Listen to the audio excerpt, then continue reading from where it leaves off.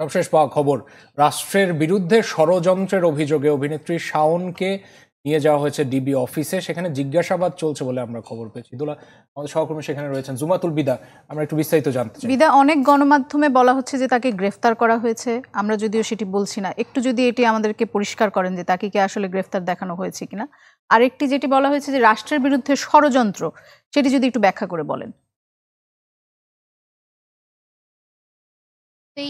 যেই প্রশ্নটি করেছেন, গ্রেফতার না আটক, আসলে এখন পর্যন্ত গ্রেফতার কিংবা আটকের বিষয়টি ডিবির পক্ষ থেকে জানানো হয়নি। তারা যেটি স্পষ্টভাবে জানিয়েছেন যে রাষ্ট্রের বিরুদ্ধে অভিযোগের ভিত্তিতে জিজ্ঞাসাবাদের জন্য তাকে ডিবি কার্যালয়ে নিয়ে আসা হয়েছে এবং পরবর্তীতে আসলে এটি কোনো মামলায় গ্রেফতার দেখানো হবে কিনা কিংবা আটক হবে কিনা সেটি কিন্তু এখন পর্যন্ত সুস্পষ্টভাবে এখানে জানানো হয়নি।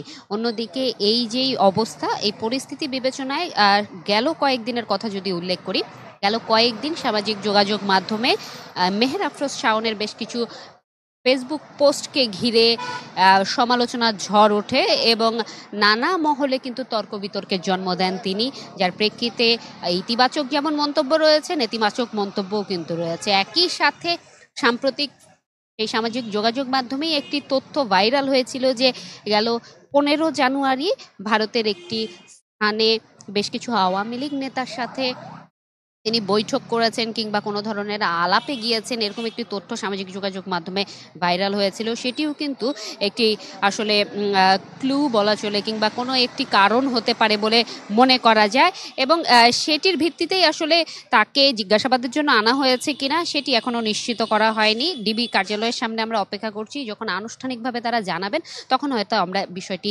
পরিষ্কারভাবে জানতে পারবো। বিকাল নাগাদ তাকে ধানমন্ডির যেই বাসা রয়েছে সেখান থেকে তাকে নিয়ে আসা হয় এই ডিবি কার্যালয়। এই ছিল আমার কাছে এখান থেকে সর্বশেষ। বিদা, ধন্যবাদ আপনাকে। দর্শক, ডিবি কার্যালয় থেকে আমাদের সঙ্গে যুক্ত হয়েছিলেন সহকর্মী জুমাতুল বিদা।